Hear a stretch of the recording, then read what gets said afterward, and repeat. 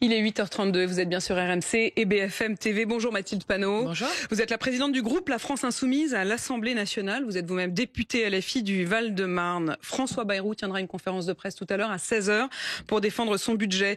Vous en attendez quelque chose ?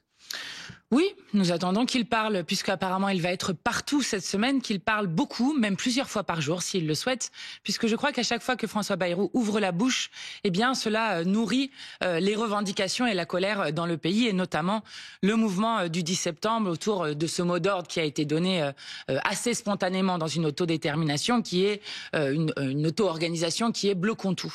Donc qu'il parle le plus possible. Hier, je voyais dans une interview, par exemple, qu'il disait que c'était comme dans Astérix et Obélix Mission Cléopâtre, en colère, ce qui est extrêmement méprisant. Mais surtout, je crois ça même à votre endroit, c'est-à-dire à l'endroit des politiques. Il disait les politiques ne savent dire qu'une chose, comme dans Astérix. En colère, en colère. Pas content, mais je vais vous dire, je crois qu'il a choisi une mauvaise scène. Parce que dans Astérix et Obélix, ce sont les esclaves qui, à force d'être fouettés, décident de tout bloquer pour obtenir des revendications. Et d'ailleurs, ils les obtiennent. Donc vous appelez évidemment à ce mouvement du 10 septembre, on va y revenir. Mais avant ça, il y a donc les déclarations de François Bayrou tout à l'heure. Et puis, il y a la rencontre à l'invitation de la ministre des Affaires sociales, Catherine Vautrin, qui veut recevoir tous les présidents des groupes parlementaires. Vous êtes présidente du groupe LFI, Mathilde Panot. Est-ce que vous accepterez l'invitation? Est-ce que vous irez? Non, nous n'irons pas et aucun des parlementaires insoumis n'ira à ces rencontres parce que je veux que le gouvernement l'entende très clairement. Il n'y a rien à négocier dans ce budget. Nous n'irons pas négocier que plutôt que si vous voulez qu'il 2 jours fériés. Il faut aller lui dire. Faut aller en parler je pense qu'il l'a très bien entendu. Vous savez, il a entendu que nous allons déposer une motion de censure dès le premier jour de la rentrée. Mais je veux dire, nous n'allons pas négocier, par exemple, des miettes pour dire que non, ça ne devrait pas être 2 jours fériés, mais seulement un jour férié. Non, ça ne devrait pas être tout le bras, mais seulement la main dont on voudrait amputer le peuple français. Nous refusons la logique du budget. La logique du budget, c'est des gouvernements successifs d'Emmanuel Macron qui ont fait des cadeaux aux plus riches et aux multinationales, qui nous ont mis dans une situation qui est désastreuse. Par exemple, la France a une mortalité infantile qui réaugmente dans le pays, ce qui est absolument indigne de la 7e puissance économique au monde. Et donc, la logique qui veut maintenant faire rembourser au peuple les cadeaux qui ont été faits aux plus riches est une logique que nous refusons absolument. Sur les jours fériés, pardon, mais s'il annonçait dans les jours qui viennent que finalement il renonce à les supprimer, vous applaudiriez tout de même? Non, parce que toute la logique est désastreuse. On s'en prend aux malades, on s'en prend aux retraités, on s'en prend aux chômeurs. Mais je vais vous dire, peut-être qu'il renoncera sur les jours fériés parce que vous avez sûrement vu ce sondage qui montre que 84% des Français sont défavorables à la suppression des jours fériés. Pour que tout le monde comprenne, c'est la suite de ce qui s'est fait avec la réforme des retraites. C'est-à-dire qu'après nous avoir volé 2 ans de vie, maintenant on veut nous voler 2 jours de travail qui seront non payés. Si on prend sur une carrière pour quelqu'un, c'est 86 jours de travail non payé, c'est-à-dire un trimestre non payé qui doit être fait par les gens. Mais quand vous dites on nous a pris 2 ans de vie, ça veut dire quoi? C'est-à-dire que pour vous, le travail, c'est la mort? Je pense que pour beaucoup de gens, oui, il y a des gens qui meurent au travail. Non, mais qui meurent au travail, oui, mais je veux dire... Oui, mais pourquoi 2 ans de vie, ça veut dire qu'en fait la retraite c'est la vie, le travail c'est la mort. Oui, je pense que la retraite a été faite dans le temps long. Si vous prenez, pourquoi est-ce que la retraite a été faite? Parce que vous aviez des personnes qui, complètement usées par le travail, soit mouraient directement au travail, ce qui était extrêmement fréquent. Et vous savez que depuis la réforme des retraites, il y a des dizaines de milliers de personnes supplémentaires qui ne verront pas un seul jour de leur retraite. Et si nous avions fait un système de retraite par répartition, c'est aussi parce qu'il y avait un nombre de personnes âgées qui vivaient dans la misère qui était absolument insupportable. C'est pour ça que nous avons fait un système de retraite par répartition. Et donc, lorsque l'on force les gens à travailler plus longtemps, non seulement vous avez un problème pour faire rentrer les jeunes dans le marché du travail juste après, mais oui, vous augmentez les risques d'accidents, d'invalidité, vous augmentez les risques de mort au travail, et vous savez que la France est malheureusement la championne d'Europe du nombre de morts au travail. Mathilde Panot, vous l'avez dit, vous dites non à l'invitation de Catherine Vautrin à rencontrer donc les patrons, les chefs des différents groupes parlementaires. En revanche, vous dites oui au 10 septembre et au 23 septembre pour la censure, on va y revenir. Le 10 septembre, vous serez dans la rue. Vous n'avez pas peur de trop politiser un mouvement dont vous le dites, il a été plus ou moins spontané? Non, nous n'avons pas peur puisque nous avons dit que nous nous mettons au service de ce mouvement. Vous savez, mais vous vous souvenez d'avoir été parfois chassé vous, élus, pas vous personnellement, mais les uns et les autres, des ronds-points des Gilets jaunes? Moi, je me rappelle que le 17 novembre 2018, justement pour les Gilets jaunes, nous avions appelé à cette manifestation nationale. Je le dis parce que j'entends que comme nous aurions raté le coche des Gilets jaunes, alors nous reprendrions dès le début pour le 10 septembre. C'est pas quand vous avez raté le coche des Gilets jaunes, c'est que les nous Gilets avons jaunes appelé dès le début. Ah bah si, on a défilé avec eux. Ils n'ont pas toujours voulu de vous. Ils vous ont assez vite chassé des cortèges. Mais pas du tout. Vous étiez dans les cortèges. Je sais pas. Sur quel élément vous vous basez, sur quel fait? Sur l'idée que les mouvements se voulaient non politiques. Non, les mouvements. Aujourd'hui, vous n'êtes pas trop en train de politiser? Non, je vais vous dire. Les mouvements sont très politiques. Les mouvements du peuple sont toujours politiques. Par contre, c'est un mouvement apartisan. Oui. À partisans, et nous respectons le fait que ce mouvement ait une autonomie, qu'il soit apartisan, et donc c'est pourquoi nous avons demandé aux Insoumis de se mettre au service. Et j'observe que depuis que nous avons appelé à rejoindre et à aider ce mouvement populaire, eh bien beaucoup d'autres s'y ont mis. Tous les anciens partenaires du Nouveau Front Populaire appellent eux aussi à s'y joindre. Il se trouve qu'il y a des fédérations de syndicats qui appellent à s'y joindre. Et donc la CGT est pour l'instant assez prudente. Oui, il y a des fédérations CGT qui appellent déjà, mais on verra ce que disent les syndicats, effectivement. Et si les syndicats, comme nous le souhaitons, appelaient à faire une grève générale à ce moment-là, alors nous aurions un mouvement qui peut-être pourrait être écouté dans le pays. Depuis ce matin, j'ai des témoignages sur RMC.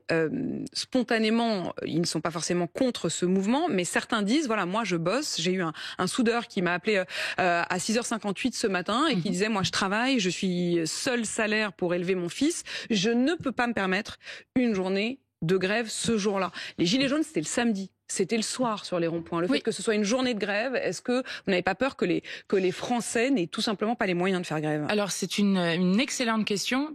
Et c'est pourquoi elle m'est vraiment remontée des auditeurs. Et c'est pourquoi nous essayons au maximum de faire des manifestations aussi le samedi et le dimanche, effectivement, pour que le peuple dans son ensemble puisse participer. Mais je vais vous dire, il existe quelque chose qui va aider les uns et les autres justement à tenir dans la bataille que nous engageons contre le gouvernement Bayrou et contre la politique macroniste. Eh bien, ce sont les caisses de grève. Et nous, les Insoumis, nous faisons des caisses de solidarité justement pour aider les grévistes à tenir. C'est ce que nous avions fait notamment pour le mouvement contre la retraite à 64 ans. Voilà pour le 10 septembre. Le 23 septembre, vous déposerez une motion de censure avant même le début des débats parlementaires, vraiment le jour de la rentrée. Est-ce que vous avez des alliés ? Oui, j'ai entendu dire que les communistes voulaient la signer avec nous. Je pense que les écologistes aussi, et nous la proposerons à l'ensemble de la gauche de l'hémicycle. Et je pense que oui, nous aurons des alliés et que même cette motion de censure peut faire tomber le gouvernement. Il faudrait que toute la gauche de M. Bayrou. Je vais vous dire, il faut que tout le monde comprenne. Nous sommes en train de défendre la démocratie, car M. Bayrou n'a aucun droit de présenter un plan d'une telle cruauté. Je rappelle que la politique macroniste a été sévèrement battue lors des dernières élections législatives. Je rappelle que ce qui a gagné, c'est le programme de rupture du Nouveau Front Populaire qui demandait des investissements dans l'hôpital public, dans l'éducation nationale, qui demandait qu'on augmente les salaires, qui demandait qu'on augmente les minima sociaux et qu'on aille vers la retraite à 60 ans. Donc l'exact opposé de ce qu'ils sont en train de faire. Et je le redis, leur politique est un désastre. Il faut les arrêter avant qu'ils détruisent le pays. Les socialistes, vous pensez qu'ils peuvent la signer ou la voter avec vous ? J'ose espérer que les socialistes ont compris ce qui s'est passé avec le conclave sur les retraites. Et que les socialistes qui ont présenté une motion de censure le 1er juillet dernier, donc qui le 1er juillet dernier voulaient faire tomber le gouvernement, auraient du mal à expliquer pourquoi, si le 1er juillet ils voulaient le faire tomber, pourquoi est-ce que maintenant ils ne voudraient plus le faire tomber? Pourquoi tant de haine? Tant de haine contre qui? Je voudrais que vous écoutiez vos militants ce week-end. Écoutez ça.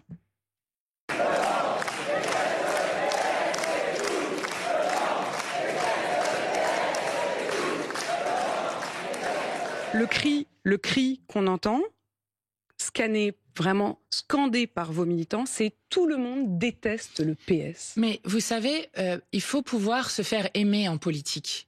Et vous pensez que c'est comme ça qu'ils vont vous aimer, les socialistes ? Non, mais je vais vous expliquer. Vous ne m'avez jamais entendu dire tout le monde déteste le PS. Mais je vais vous dire, il faut savoir se faire aimer en politique. Lorsque vous êtes, pour le Parti socialiste, responsable de 8 mois du gouvernement Bayrou et donc du budget qui s'applique aujourd'hui avec, vous l'avez vu, des gens qui renoncent à tous les petits plaisirs de la vie, qui ne peuvent plus aller juste de temps en temps au restaurant, au cinéma, qui ne peuvent plus aller en vacances comme ça s'est passé cet été, qui ne peuvent plus prendre le train. Eh bien, ceux qui ont refusé par 6 fois de censurer ce gouvernement, c'est le Parti socialiste. Et donc oui, j'admets qu'il y a une colère de la part de militants insoumis, comme de gens du pays. Vous ne condamnez pas ce slogan? Je ne le dirai jamais. Mais je veux que vous compreniez. Vous n'avez pas demandé mais bien sûr à que ce que non. ça se calme? Mais bien sûr que non. Non. Non, que ça se calme. J'ai compris qu'on demande à ce qu'ils crient ça. Non. J'imagine. Écoutez, moi j'ai fait un meeting. Vous leur avez pas demandé de le dire. Mais est-ce que vous leur avez demandé de se taire? Mais je ne sais même pas quand est-ce que c'était. J'ai fait un meeting C'était vendredi soir. J'ai fait un meeting hier. Manuel Bompard est arrivé dans la salle. Il n'y avait pas un seul cri de cette sorte. Je vais vous dire, quand je vous dis que par 6 fois ils ont refusé de censurer le gouvernement Bayrou, ils sont responsables d'avoir laissé un gouvernement illégitime avec, je vais vous dire, pour la colère de gens. Par exemple, un ministre de l'Intérieur qui parle comme Pétain de français de papier, qui crie à bas le voile, qui parle des belles heures de la colonisation. Vous parlez de Bruno Retailleau ? Je parle de Bruno Retailleau, qui répand du racisme dans le pays. Et donc oui, il y a une colère. Aujourd'hui, la situation est la suivante. Depuis cet été, c'est le Rassemblement national, et seulement le Rassemblement national, qui est responsable du fait de maintenir François Bayrou. Je vais vous reposer quand même une dernière fois la question, Mathilde Panot. Vous ne regrettez pas ce genre de cri? Moi, je regrette que le Parti socialiste ne respecte pas son programme et sa parole lorsqu'il ne le fait pas. Et je vais vous dire, il y a dans ce pays quelque chose d'une souffrance qui est causée par la politique macroniste, d'une haine de classe qui s'est abattue sur le pays. Et vous ne pouvez pas demander toujours que ça s'exprime poliment, gentiment. Il y a une colère, y compris contre le Parti socialiste, est-ce que vous d'avoir laissé un gouvernement. Je rappelle ça puisse s'exprimer, y compris parfois par une forme de violence, Mais écoutez, personne n'a agressé, évidemment, je n'accepterai jamais la violence physique. Personne n'a agressé des militants socialistes, des responsables socialistes. Je ne dis pas ça, mais il faut comprendre que, rappelez-vous, l'époque où le Parti socialiste ne pouvait même plus aller en manifestation. Il ne pouvait plus aller en manifestation. Ça vous est arrivé aussi. Il est arrivé aussi à Jean-Luc Mélenchon de devoir être extrait par la police. Parce que tout le monde se rappelait du bilan de M. Hollande. Tout le monde se rappelait de la tentative de faire de la déchéance de nationalité. Raphaël Glucksmann a été parfois chassé par des militants LFI de certaines manifestations. C'est souhaitable, ça? Mais écoutez, nous souhaitons les manifestations les plus larges possibles. Mais non, ce que je suis en train de dire, c'est que vous ne pouvez pas... C'est comme si vous avez un macroniste qui se pointe en manifestation et on lui demande de partir. Vous comprenez que, à un moment, lorsque nous faisons des revendications et que vous avez des personnes qui viennent, que l'on considère qui sont adversaires des revendications à ce moment-là, vous comprenez que c'est compliqué pour les gens. Et vous comprenez que quand les gens se demandent comment ils vont remplir leur frigo, quand vous avez 1 personne sur 3 dans ce pays qui se prive régulièrement de repas pour pouvoir nourrir ses enfants, vous comprenez qu'il y a une colère et que cette colère, elle est légitime. Non seulement je la comprends, mais je l'entends sur l'antenne d'RMC. Je vous le disais tout à l'heure avec l'exemple de ce soudeur. Pour autant que votre ancien partenaire soit ainsi hué, voire même injurié, et que vous ne disiez pas que vous le regrettez, écoutez, ça me paraît toujours un peu étonnant. Est-ce que vous avez entendu Jean-Luc Mélenchon dire, il n'y a dans son discours, c'était vendredi aussi, il dit dans son discours, il n'y a jamais eu autant d'unité dans l'action qu'actuellement avec nos anciens partenaires du Nouveau Front Populaire. Tous appellent au 10 septembre. Et je pense que tous censureront le gouvernement. Et je le dis parce que c'est important. Pourquoi? Parce que lors de la première motion de censure que nous avons fait contre M. Bayrou pour dire M. Bayrou et son gouvernement sont illégitimes, ils n'ont pas respecté le résultat des urnes. Eh bien, que s'est-il passé? Le RN a dit, puisque le Parti socialiste ne vote pas la censure, nous ne la votons pas, parce qu'elle n'aboutira pas. Donc, ils se sont appuyés sur la non-censure du PS. Que la clé, aujourd'hui, elle est entre les mains du Parti socialiste. La clé, elle est entre l'ensemble des députés de l'Assemblée nationale et il faut une majorité pour pouvoir les faire partir, ce qu'au souhaite le pays. Ce week-end, Marine Tondelier, au moment des universités d'été des écologistes, a déclaré, je cite, « Tout le monde doit être bienvenu à la primaire que le Front populaire 2027 souhaite organiser de Raphaël Glucksmann à Jean-Luc Mélenchon ». De son côté, Raphaël Glucksmann, il a déclaré ceci: « On sait tous qu'il y aura 2 offres politiques en 2027 qui ne sont pas solubles l'une dans l'autre parce que nous n'avons pas la même vision de la France, de l'Europe, du monde et que nos approches de la démocratie dans le débat public comme du débat public sont opposées. » Est-ce que vous êtes plutôt du côté de Marine Tondelier à dire tout le monde est le bienvenu, de Raphaël Glucksmann à Jean-Luc Mélenchon, ou est-ce que vous faites le même constat que Raphaël Glucksmann? Je crois que Raphaël Glucksmann a au moins le mérite de la clarté. Et que nous l'avons dit, comme Raphaël Glucksmann d'ailleurs, nous n'irons jamais dans une primaire. Et je veux expliquer pourquoi. Nous n'irons pas dans une primaire parce que nous croyons que l'heure est à convaincre les gens, à aller chercher... Peut-être aussi parce que vous n'avez pas vraiment envie du vote. Vous nous l'avez dit d'ailleurs souvent, vous estimez que le vote, c'est pas l'alpha et l'oméga de la démocratie. Ce que voulait dire le vote n'est pas l'alpha et l'oméga de la démocratie, c'est que parfois nous prenons des décisions au consensus. Et que, par exemple, dans le groupe parlementaire, nous arrivons avec un avis dans la discussion du groupe parlementaire et nous en ressortons avec un autre parce que nous avons été convaincus par les autres. Mais nous votons très régulièrement, ne vous inquiétez pas, et notamment après nos assemblées représentatives. Donc je disais, pourquoi nous ne voulons pas aller dans la primaire? Parce que nous croyons que la clé de l'élection se joue sur les questions de l'abstention. Et ce que nous avons montré en juin et en juillet dernier, c'est que lorsque les gens retournent massivement aux urnes, ceux qui ont été dégoûtés de la politique retournent massivement aux urnes, alors nous gagnons. C'est ce qui se passe un peu partout lorsqu'on observe, par exemple, l'élection de Zoran Mamdani à New York, qui va gagner la municipalité de New York. Effectivement, à la mairie de New York. Moi, je le dis, nous voulons prendre du temps pour aller convaincre sur le fait que nous pouvons tout changer dans ce pays, que nous avons la force et que nous sommes plus nombreux qu'eux. Mathilde Panot, Olivier Pérou. Olivier Pérou est journaliste au Monde et il s'est vu refuser l'accès à votre université d'été. Voilà ce qu'en dit Edoui Plenel, le fondateur de Mediapart que je voudrais citer ce matin. Jusqu'ici, seule l'extrême droite interdisait les journalistes qui lui déplaisaient. Que LFI fasse de même, piétinant la liberté de la presse et le droit de critique, contredit sa prétention à démocratiser la République et confirme son cours autoritaire. Alors déjà, Edoui Plenel devrait regarder ce qui s'est passé encore récemment. Par exemple, le seul meeting de campagne en 2022 qu'a fait Emmanuel Macron a refusé l'accréditation non pas à un journaliste, mais à l'ensemble d'une rédaction. C'était Reporter. Bon, ça c'est la première chose. La deuxième chose, moi Vous estimez que c'est normal, donc vous prenez comme exemple ce qui s'est passé avec Emmanuel Macron. Je vais vous dire, je vais répondre très directement à la question que vous posez. Il existe un code de déontologie dans le journalisme. Le code de déontologie, c'est de s'appuyer sur des faits, de faire du contradictoire et de respecter les vies privées. Et je vais vous dire, lorsque vous avez un journaliste, nous avons dit à la rédaction du Monde qu'elle était bienvenue. Nous avons d'ailleurs accrédité un photo-reporter du Monde. Donc il n'y avait aucun problème à ce que le Monde puisse couvrir notre événement. Mais lorsque vous avez un journaliste qui nous compare à une secte, qui compare les insoumis à des animaux, et qui surtout expose nos familles et nos enfants, c'est non.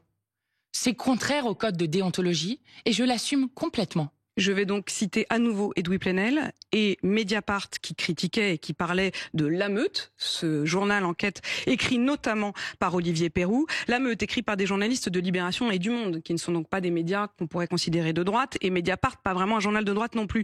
La Meute livre enquête sur le fonctionnement interne de la France insoumise, travail des journalistes du Monde et de Libération. Cette enquête vient d'apporter des éléments supplémentaires au tableau qui se dessine depuis plusieurs années, celui d'un mouvement dans lequel l'absence de démocratie a nourri la toute-puissance d'un chef et de sa compagne et qui exclut méthodiquement au fil des années les voix dissidentes. Je cite donc Mediapart. Il se trompe. Mais enfin, je vais vous dire, c'est abject de dire des choses comme ça. Je veux dire, nous présenter comme un mouvement qui serait autoritaire autour d'un gourou qui serait Jean-Luc Mélenchon, puisque c'est ça la définition d'une secte, hein. C'est ça. Lorsque vous avez ces mêmes journalistes qui ont écrit ce livre... Le culte du chef, dit-il. Lorsque ces mêmes journalistes qui ont écrit ce livre, La Meute, bon, déjà, dont l'imaginaire... Journaliste du Monde et de Libération. Explique que les insoumis sont des êtres qui ne réfléchissent pas. Je crois que ces caricatures, face au premier groupe parlementaire à l'Assemblée de gauche, au plus grand mouvement populaire de ce pays politique, sont des caricatures qui ne font pas honneur à ceux qui les portent. Et vraiment, je veux réinsister dessus. Nous n'accréditerons pas, et c'est notre droit, un journaliste qui expose nos enfants et nos familles. Nous sommes, nous, des personnalités publiques. Vos enfants ? Mais moi, je n'ai pas d'enfants, mais les enfants des autres, oui, par exemple, oui, on a plusieurs enfants qui sont les enfants d'Aurélie Trouvé, par exemple, elle l'a dit à plusieurs antennes, donc je peux le dire, et d'autres. Donc oui, nous n'acceptons pas qu'on expose nos familles et nos enfants. Mathilde Panot, l'ambassadeur des États-Unis. Et je le rappelle, c'est contraire au code de déontologie des journalistes. Vous avez pu vous défendre. L'ambassadeur des États-Unis en France s'inquiète de la montée des actes antisémites et il dénonce ce qu'il estime être l'absence d'action suffisante d'Emmanuel Macron. Est-ce qu'il faut le convoquer, comme a décidé de le faire le Quai d'Orsay, ou est-ce qu'il a raison ? Oui, je pense qu'il faut le convoquer et que ce n'est pas seulement Emmanuel Macron qui est attaqué, mais c'est l'ensemble du peuple français avec des déclarations qui suivent, vous vous en rappelez, celle de monsieur Netanyahou qui lui aussi qualifié d'antisémite Emmanuel Macron. Je vais vous dire, quand vous lisez la lettre de l'ambassadeur, dedans il y a marqué que c'est l'action de la France visant à reconnaître l'État de Palestine qui met en danger la judéité en France. Personne ne peut accepter cela. Personne. Il y a 148 Emmanuel pays Macron dans le monde. ne l'accepte pas d'ailleurs. Il dit nous refusons fermement ces dernières allégations. Il y a 148 pays dans le monde qui reconnaissent la Palestine. Et je vais vous dire, ce qui est dangereux, c'est que M. Netanyahou instrumentalise l'antisémitisme comme une arme diplomatique et que M. Netanyahou tente d'assimiler l'ensemble des Juifs du monde à sa politique génocidaire. Voilà ce qui est dangereux, ce qui propage de l'antisémitisme, et nous ne serons jamais d'accord avec cela. Merci Mathilde Panot d'avoir répondu à mes questions ce matin. Il est 8h52 sur RMC et BFM TV.